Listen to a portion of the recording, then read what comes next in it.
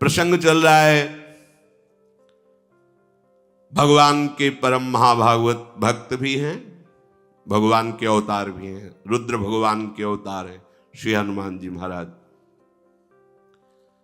भीम ने जब ये जाना कि हमारे बड़े भ्राता वायुपुत्र महाबली हनुमान जी हैं, हृदय से लगा लिया। हनुमान जी को बार बार भीम स्पर्श करके प्रफुल्लित हो, महाभागवत है। हर समय हनुमान जी के रोमांच होता रहता है, अश्रु प्रवाह होता रहता है, और कोई न कोई गंधर्व, कोई न कोई ब्रह्म ऋषि भगवान का चरित्र सुनाता रहता है हनुमान जी को। ऐसे महाभागवत अद्वितीय है। प्रभु की सेवा प्रधान धर्म, रोम रोम में सिया राम जिनके बसे हुए हैं। यत्र यत्र रघुनाथ कीर्तनम तत्र तत्र कृतमस्तकांजलम वाष्पवारि परिपूर्ण लोचनम। बड़ी अपार श्रद्धा है महाभागवत। जो हनुमान जी को किसी शक्ति विशेष का रूप देख करके फिर वो ये बात नहीं समझ पाता। महाभागवत प्रेम प्लावित हृदय, हर समय प्रभु के प्रेम में डूबे रहते हैं। इसलिए कदली वन में एकांत, कभी भगवान के चरित्र को सुन रहे हैं, कभी भगवान की नाम कीर्तन में, कभी रूप में, कभी उनके लीला गुणों में डूब करके अशुभ प्रवाह करते रहते हैं। भीम जी बार बार स्पर्श कर रहे तो बहुत सुख मिल रहा है। महाभागवत के स्पर्श से परम सुख मिलता है। भीम जी की भी आंखों से अशुभ प्रवाह है, क्योंकि रंग चढ़ता है ना। बार बार हनुमान जी के चरणों में प्रणाम करते, फिर खड़े हो जाते, फिर दर्शन करते, फिर प्रणाम करते। आहा, आज मेरे समान कोई बड़भागी नहीं, भीम जी कह रहे, क्योंकि आज मुझे महाभागवत ज्येष्ठ भ्राता महाबली हनुमान जी का दर्शन हुआ। आपने मुझ पर बड़ी कृपा की, अपना जान करके आपने दर्शन दिया। अब एक प्रिय कार्य आपसे कराना चाहता हूं। मेरे हृदय में जब मैं आपकी चर्चा सुनता तो ये लगता कि मैं अपने भ्राता का वो रूप कब देखूंगा जो लंका में प्रकाशित किया। जिस रूप में जानकी जी के सामने, जानकी जी से कह रहे थे कि आप चिंता न करो, वाल्मीकि रामायण में, ये आपका दुख देख करके कहीं मेरा क्रोध ना उमड़ पड़े। मां, विनाश कर दूंगा इस लंका का यदि क्रोध आ गया, और मैं डर रहा हूं कि कहीं भगवान की आज्ञा का उल्लंघन ना हो जाए। जानकी जी ने कहा, यही रखवाले इतने बड़े बड़े हैं कि बेटा आप उनसे पार नहीं पा सकते हो। उन्होंने कहा, मां यदि अपने हृदय में सुख धारण करो तो ये पुत्र आपको, जानकी जी ने, अति लघु रूप धरेऊ हनुमाना, पैठा नगर सुमिर भगवाना। एक डाल पे छोटे रूप में जैसे वानर रूप, ऐसे तो जानकी जी सो इतने विकराल भयानक दे, कनक भूधराकार शरीरा समर भयंकर, टांगों के नीचे लंका, वो भयानक रूप। और जब दहाड़ कर दे तो फट जाए आकाश, ऐसा अपार कि जिनका छोटा करो ले सब देख लेंगे, वो भयंकर रूप। मैं एक और प्रिय कार्य कराना चाहता हूं। मेरे हृदय में बहुत समय से है कि मैं अगर कभी अपने भ्राता से मिला तो मैं वो रूप देखना चाहता हूं। मकराले समुद्र को लांग करके लंका में प्रवेश करना, लंका को भस्म करना, मैं वो आपका विकराल रूप देखना चाहता हूं। मुझे बहुत सुख होगा। वैसे हमारी आप पर बड़ी श्रद्धा भी, और आप मेरे बड़े भ्राता भी हैं, तो दोनों से मैं अधिकारी होता हूं। जब श्रद्धा प्रबल हो तो गूढ़ तत्व महापुरुष जन नहीं दुरा सकते। तो मेरी श्रद्धा भी आप पर प्रबल है और मैं आपका भ्राता भी हूं। हनुमान जी हंस पड़े, कहा, भैया नहीं नहीं नहीं नहीं, उस रूप को तुम्हारे देखने की सामर्थ्य नहीं है। कोई भी त्रिभुवन में उस रूप को देखकर धैर्य धारण नहीं कर सकता। और फिर वो समय कुछ और था, अब समय कुछ और है, छोड़ो वो बात। देखो युग धर्म का प्रभाव होता है। हनुमान जी महाराज ने कहा वो त्रेता था, उस समय का प्रभाव कुछ अलग था। अब धीरे धीरे ये द्वापर का समापन होने जा रहा है, कलयुग आ रहा है, इसके प्रभाव से सब कुछ नष्ट हो जाएगा। अब वो मेरे में सामर्थ्य कहाँ कि मैं रूप दिखा सकूं, इसलिए तुम ऐसा जैसे वो कह रहे थे मैं बूढ़ा हो गया हूं कैसे उठूं, ऐसे ही वो छुपाना चाहते कि काहे को भयभीत हो जाएंगे अभी देख के। पर्वत नदी वृक्ष सिद्ध देवता महर्षि ये सभी युग धर्म का अनुसरण करते हैं। युग धर्म के अनुसार शरीर बुद्धि बल साधना बल इन सब में न्यून या अधिकता आती है, जैसा समय होता है उसके अनुसार। तुम मेरे उस रूप के देखने का आग्रह मत करो, क्योंकि मैं भी समय का ही अनुसरण करता हूं। अब वो समय नहीं रहा रूप दिखाने वाला। भीमसेन ने कहा प्रभु आप ऐसा समय को क्यों इतना बलवान बता रहे हैं, आप तो सर्व सामर्थ्यशाली हैं। हनुमान जी ने कहा तात पहले सतयुग था, उस सतयुग में उस समय में सबके अंदर धर्म था, इसीलिए उसका नाम कृतयुग पड़ा। सब धर्म युक्त आचरण करते थे, कोई एक भी नहीं था जिससे पापाचरण हो। मनुष्यों में सब धर्मात्मा थे और सब ध्यान परायण थे। सतयुग में प्रधान साधना ध्यान की थी। तदाकार वृत्ति प्रभु में कृतम एव सर्व शुभम यस्मिन युगे कृतयुगे, जिसमें केवल शुभ ही शुभ धर्म में कर्म हो उसका नाम कृतयुग मतलब सतयुग। कहीं भी किसी व्यक्ति में धर्म का ह्रास नहीं देखा जाता था। माता पिता के रहते हुए संतान कभी नहीं मरती थी, लेकिन समय का परिवर्तन सबका परिवर्तन कर देता है। धर्म का ह्रास होने लगता है, माता पिता के सामने बालक मरने लगते हैं। कृतयुग में कोई द्वेष नहीं करता था, भेदभाव नहीं था, किसी भी अन्न का दूध का क्रय विक्रय नहीं होता था, बेचना खरीदना ये सब। ये तो हम अपने बाल्यावस्था में भी ऐसे कुल में पैदा होकर दूध बेचता है, अपराध सा साबित होता था। गाय का जिसे दूध आदि ये तो व्यवहार में बंटता था। 8-10 जैसे गाय है तो आसपास के 2-4 लोग दूध ले जाना मठा ले जाना, ये ऐसे व्यवहार में, बेचने का नाम नहीं। दूध घी बेचना मतलब एक तरह से न्यून माना जाता था, ये ठीक नहीं है, वो अपने धर्म से नहीं चलता, दूध बेचता है ऐसा माना जाता था। इस युग में जो कृतयुग है इसमें कभी किसी को रोग नहीं होता था, इंद्रियों का बल क्षीण नहीं होता था, क्योंकि कोई अधर्म नहीं करता था, कोई दोषों को स्वीकार ही नहीं करता था, किसी में दोष दिखाई नहीं देते थे, कभी किसी को दुख से रोते हुए नहीं देखा गया। सब धर्म परायण, किसी में घमंड नहीं देखा गया, किसी में धर्म विरुद्ध विकार नहीं देखा गया, कहीं कोई कलह विग्रह झगड़ा ये सब नहीं देखा गया। सब योग का आश्रय लेकर परब्रह्म परमात्मा भगवान श्री हरि के ध्यान में निमग्न रहना, सदा सबकी वृत्ति प्रभु में लगी रहती थी, सब प्रभु की सेवा में, सब सनातन धर्म के अनुयायी। अब जब त्रेता लगा तो उसमें एक चरण का धर्म का नाश हो गया। भगवान की उपासना भी त्रेतायाम यजते मखई, प्रधान यज्ञ क्रिया हो गई। पहले में ध्यान, दूसरे में यज्ञ क्रिया हो गई। यज्ञ करना, धर्म करना, सत्कर्म करना, संकल्प करना, वेदोक्त दूसरों को दान करना, ये ऊपर नहीं, ऊपर सब एक ही धर्म में भगवत चिंतन परायण, सब स्वस्थ, कहीं किसी में कोई अधर्म नहीं। लेकिन त्रेता में ऐसा, त्रेता युग में दान तपस्या यज्ञ और धर्मयुक्त आचरण पर क्रियापरायण। जब द्वापर लगा तो दो धर्म के चरण क्षीण हो गए।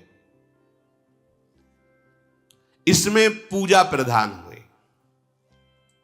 ऋक यजु साम अथर्व वेद को 4 भागों में बांटा गया।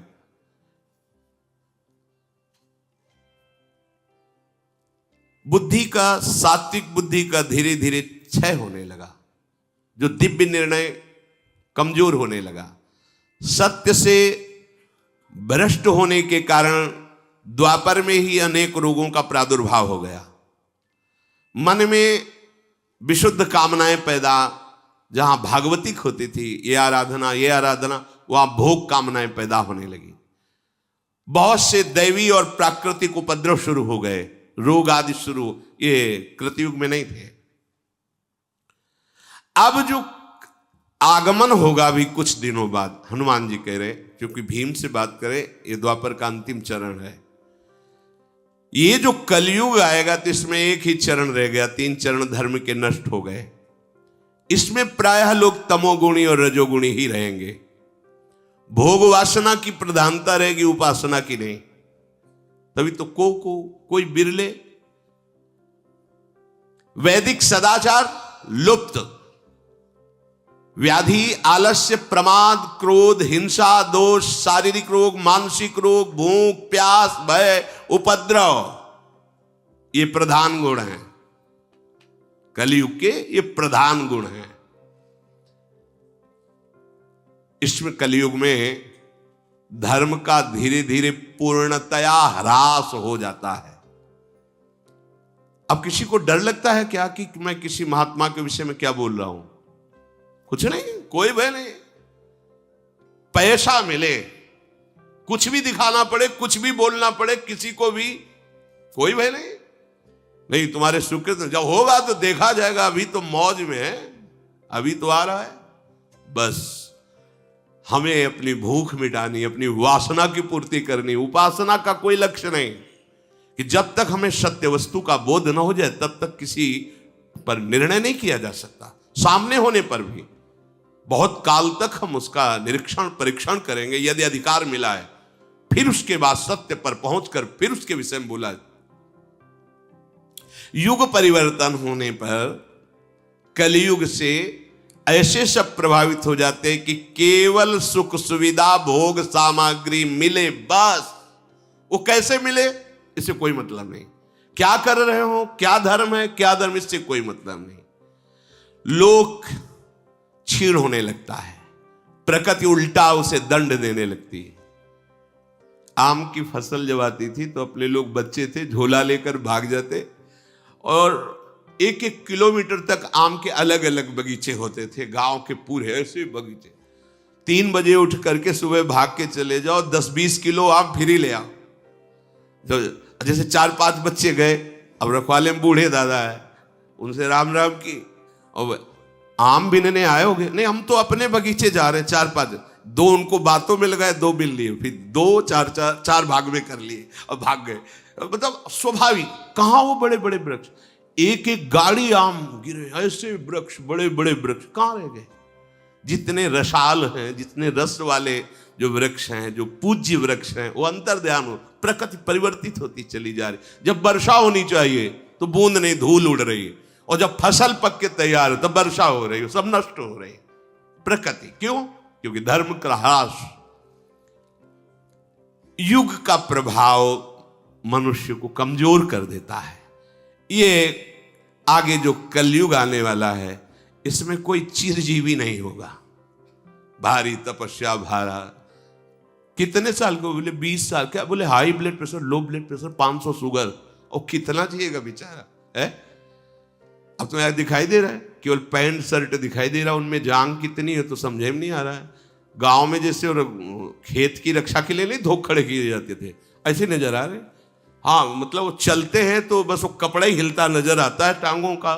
वहां कोई कि भाई यौवन शक्ति से संपन्न तेजो में, ऐसा तो नजर नहीं आता है। क्यों? क्योंकि पिज्जा बर्गर खा करके और नाना प्रकार की कुविचार धाराओं वाले दृश्य देख करके वो अपने आप को खो रहे हैं, उनके अंदर संयम, जितेंद्रियता, पवित्रता, उसका परिणाम यह है कि नए नए बच्चे आकर प्रश्न करते हैं मैं आत्महत्या करना चाहता हूं, इतना कमजोर हो चुका हूं, इतना ग्लानि से युक्त हो चुका हूं।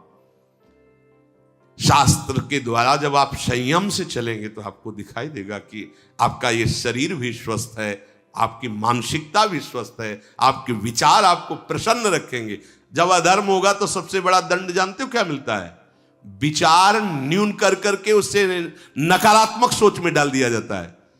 यह पाप का फल है। विकार को जो हमारे हृदय में नाना, उनकी बढ़ोतरी, और विचार जो विकारों को दबाता है वो असमर्थ और निगेटिव चिंतन, निगेटिव। अगर पॉजिटिव चिंतन का भाव अंदर आ जाए तो बिना संपत्ति के आप सुखी रहेंगे। अगर निगेटिव चिंतन बना रहे तो दुनिया की संपत्ति है, पर नकारात्मक सोच वो तुम्हें मारे डाल रही, वो जलाए डाल रही। क्यों? क्योंकि धर्म नहीं है। आप प्रसन्न रहिए, आप देखिए संतुष्टायन केनवा, आप एकदम खिले रहेंगे। भारी से भारी रोग में आप एकदम आनंदित रहेंगे। न शरीर में न बाहर कोई अव्यवस्था नहीं, और वो जल रहे हैं। क्यों? क्योंकि अधर्म आचरण हो रहा है तो नकारात्मक सोच करके तुम्हें जला रही है। शत्रुदमन, अब तो हमारे पहले वाले रूप देखने की बात छोड़ दीजिए। भीमसेन ने कहा अब बहकाइए मत प्रभु, मैं बिना आपका वो रूप देखे संतुष्ट नहीं होऊंगा। आप कृपा करें और मेरे सामने वो रूप प्रकाशित करें। जब भीमसेन ऐसा कहने लगे तो भगवान मुस्कुराए और बहुत जोर से आवाज की, जय श्री राम। दृष्टि अंत ही नहीं नजर आ रहा है कि हनुमान जी का मुखारविंद कहां है। वो भयंकर रूप धारण किया। उनकी लंबाई, चौड़ाई, ऊंचाई तीनों चीजें नहीं देख पा रहे हैं भीम। कितना चौड़ा शरीर, कितना लंबा, भीम नहीं देख पा रहे हैं।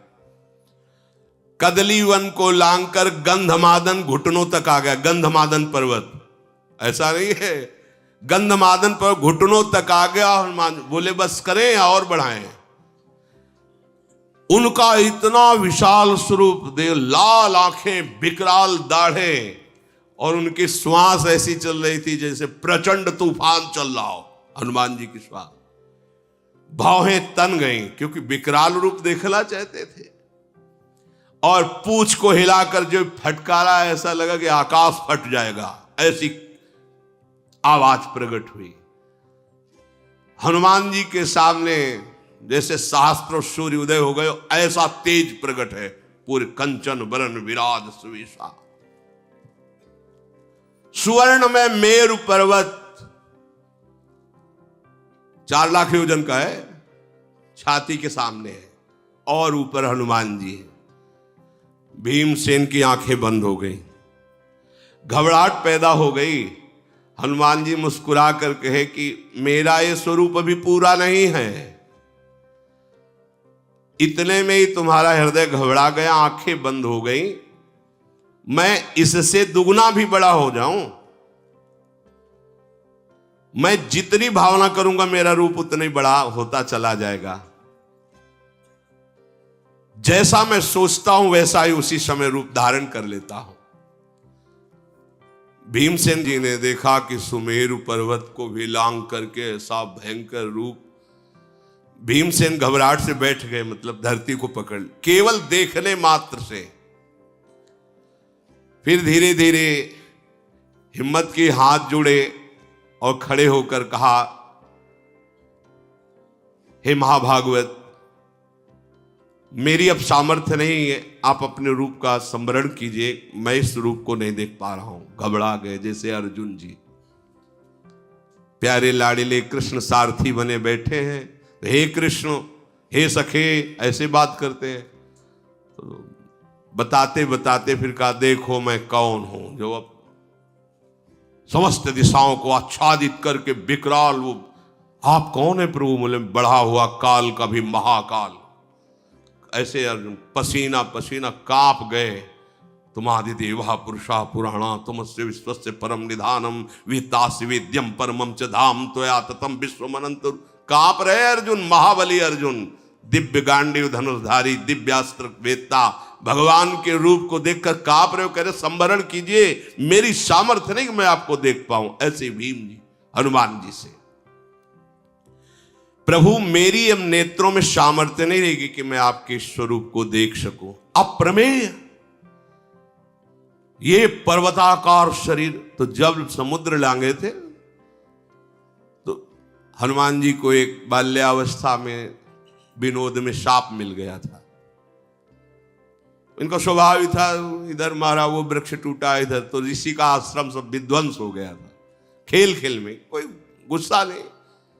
तो उन्होंने कहा कि जब तुम्हें तुम्हारे बल की कोई याद दिलाएगा तब तुम्हें आएगा, नहीं तुम अपने बल का विस्मरण। ऐसा जब समुद्र पार होना था तो चुपचाप शांत खड़े सब अपनी अपनी बातें कर रहे थे। जामवंत जी ने देखा हनुमान जी तो, का चुप साध रहा बलवाना, आप तो कुछ बोल ही नहीं रहे हो। अरे आपका अवतार ही हुआ है भगवान की सेवा के लिए, आप मौन धारण। जब होश दिलाएगा तब जेहगिर चरण दे हनुमंता, चले सुगा पाताल तुरंता। मारा ठसक तो पर्वत पाताल को चला गया। जिम अमोघ रघुपति कर बाना, यही भांति चले हनुमाना। जैसे भगवान की सारंग धनुष से छूटा हुआ बाण अमोघ, ऐसी गति हनुमान जी की। हम ऐसे स्वामी के सेवक हैं, ये लाड़िले तो हैं ही, पर ये इसीलिए सम्यक शास्त्रों का ज्ञान होना चाहिए। सेवक वाणी की फल स्थिति में लिखा हुआ है, सेवक वाणी जू अति अगाध मत गूढ़, बिरलो कोई समुझई हित मार्ग आरूढ़। हित मार्ग आरूढ़ भाव भागवत मिले सब, चार वेद सुस्मृत जो चार अवगाह ले जब, तब पावे सेवक हृदय।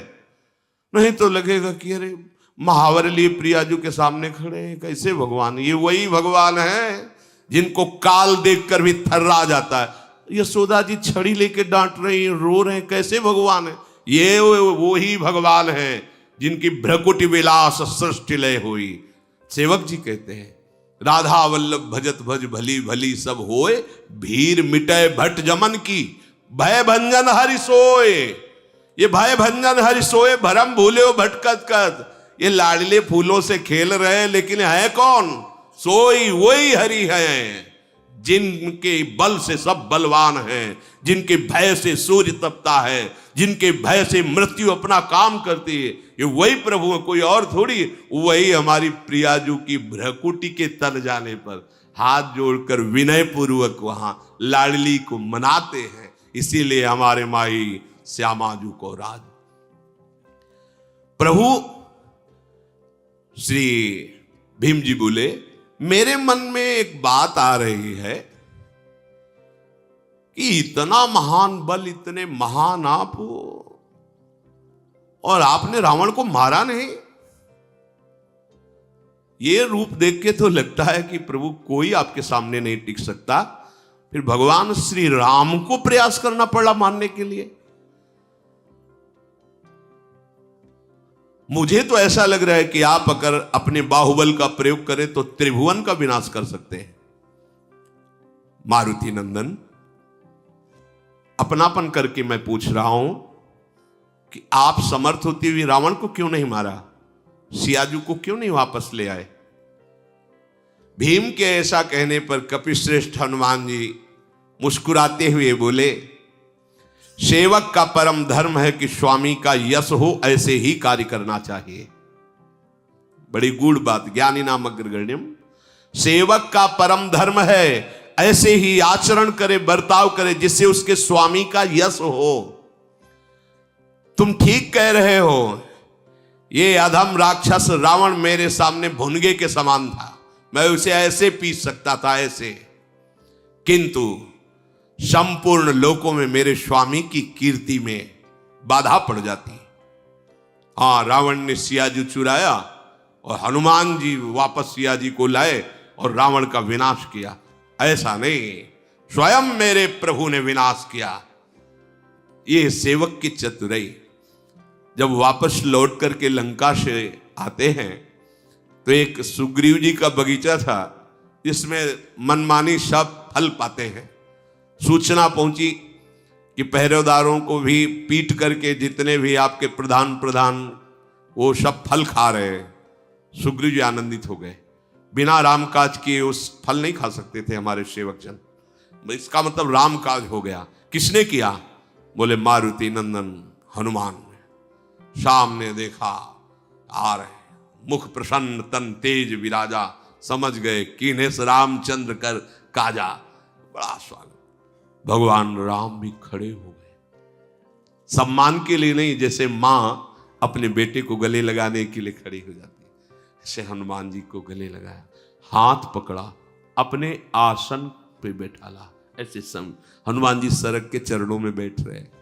समीप रावण के द्वारा सुरक्षित लंका में प्रवेश करके वहां विध्वंस मचा देना, वाह! हनुमान हृदय को शीतल कर बोले, नहीं प्रभु, नहीं नहीं, ये तो आप विनोद कर रहे, ऐसा नहीं।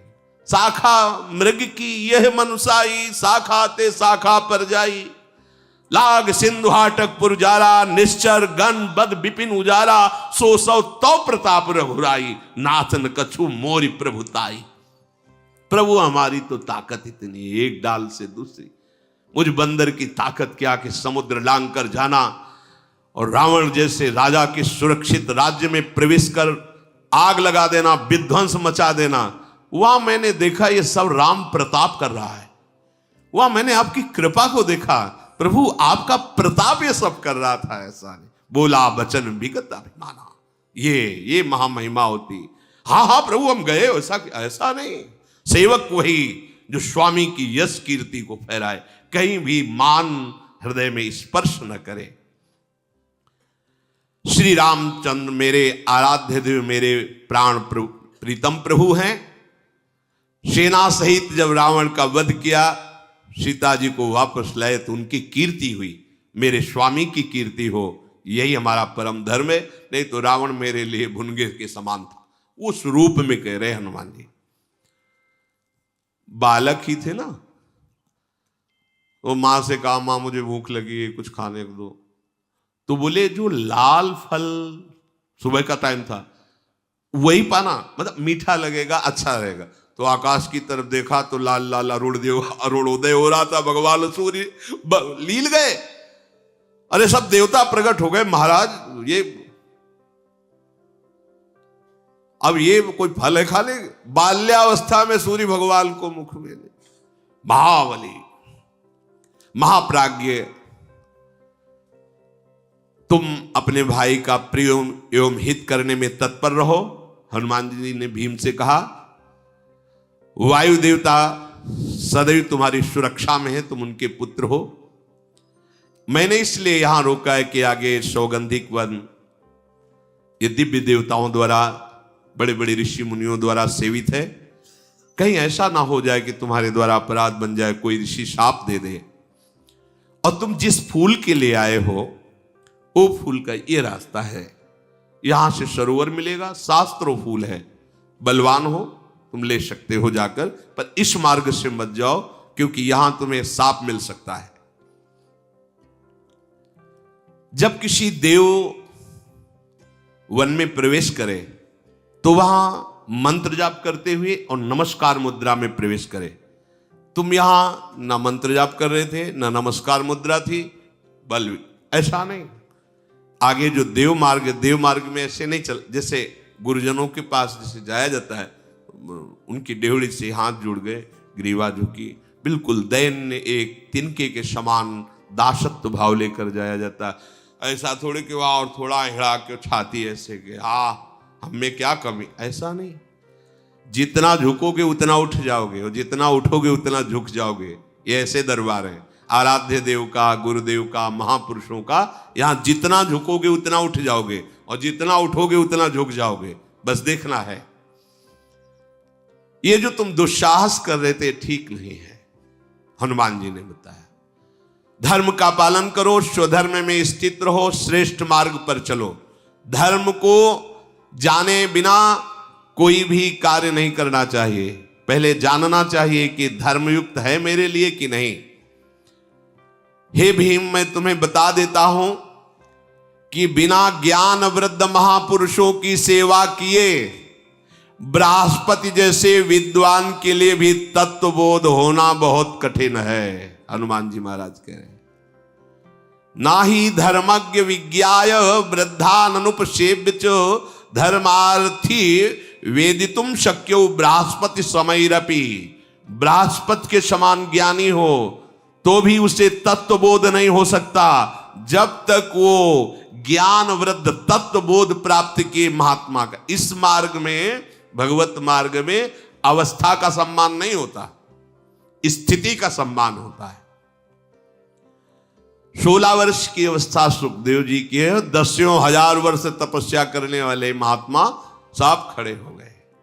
उसमें भगवान श्री कृष्ण द्वैपायन व्यास जी भी हैं, वशिष्ठ जी भी हैं, बड़े बड़े महापुरुष सब खड़े। भगवान व्यासदेव जी के पिता श्री पराशर जी भी हैं, सब खड़े हो गए। क्यों? सुखदेव जी गर्भ से ही बोध संपन्न महापुरुष है, गर्भ से ही महान वैराग्य युक्त है। तो यहां वयोवृद्ध नहीं, ज्ञान वृद्ध, जो तत्वबोध प्राप्त किए। अभी मानो आपको दिखाई दे रहा है कि वो 25 वर्ष की अवस्था का है, लेकिन पूर्व में उसकी कैसे भजन शैली पूर्व जन्म में रही। जैसे जड़ भरत रूप में जन्मने में ही वो 5वीं भूमिका में ही जन्मे, ज्ञान की 5वीं भूमिका में भी जन्म, उनका जन्म ही हुआ जब, तो 5वीं भूमिका में थे ज्ञान की। अब अवधूत जड़वत स्थिति उसी समय से। अब कोई कह दे जन्म पूर्व में हुआ है ना भजन, गंडकी नदी में पहले भरत रूप में भजन हुआ, फिर हिरण रूप में भजन हुआ, परिणाम हुआ, अब तीसरा जन्म हुआ तो बोध संपन्न महापुरुष, ज्ञान की ऊंची भूमिका में विराजमान महापुरुष। तो उसमें अवस्था नहीं देखी जाती, स्थिति। यहां हनुमान जी महाराज कह रहे हैं कि ज्ञान वृद्ध महापुरुषों की सेवा किए बिना बृहस्पति जैसे विद्वान के लिए भी तत्वबोध होना संभव नहीं है। अर्थात जो बोध प्राप्त किए हुए महात्मा जन हैं, उन सेवा का तात्पर्य होता है उनकी आज्ञा में। आज्ञा शमन सुसाहिब सेवा, उनकी आज्ञा के अनुसार चलने स्वयं तत्वबोध हो जाएगा, ये कराना नहीं पड़ता। ध्यान मूलम गुरु मूर्ति, पूजा मूलम गुरु पदम, मंत्र मूलम गुरु वाक्य, मोक्ष मूलम गुरु कृपा। उनकी कृपा से तत्वबोध स्वाभाविक हो जाता है, भगवत प्रेम स्वाभाविक बढ़ने लगता है, बस उनकी आज्ञा पे चलना है। तदनंतर श्री हनुमान जी महाराज ने भीम की प्रार्थना से अपने स्वरूप का संवरण किया और भीमसेन तत्काल जो घबराहट हुई थी, भय हुई थी, उससे मुक्त हुए। बड़ा आनंदमय अनुभव हुआ। महाबलशाली भीमसेन को हनुमान जी के दर्शन से और संभाषण से ऐसा अनुभव हुआ कि आज मैं परम पवित्र हो गया हूं, अब मेरे समान कोई भाग्यशाली या महाबलवान नहीं है। क्योंकि जिसके भ्राता ऐसे महान भागवत और महान बलशाली, हनुमान जी ने अपने प्रेम भरे नेत्रों से गदगद वाणी से भीम से कहा कि भीम अब तुम वापस चले जाओ और बातचीत के प्रसंग में कभी किसी को मेरे इस स्थान का परिचय मत देना। मैं इस स्थान पर रह रहा हूं ऐसा किसी से मत कहना। अब तुम्हें जो प्रिय हो मांग लो, क्योंकि मेरा दर्शन व्यर्थ न जाए। कोई वरदान जो तुम्हें प्रिय हो। तो कहा प्रभु मुझे अपने बड़े भाई कहने का सौभाग्य आपको मिला, इससे बड़ा वरदान मैं क्या मांगू। और मैं ये जानता हूं कि आपके बल से जो मुझे प्राप्त करना है वो सब मैं प्राप्त कर लूंगा, अर्थात धृतराष्ट्र के पुत्रों का वध और सिंहासन पर, ये तो आपकी कृपा से मैं प्राप्त कर लूंगा।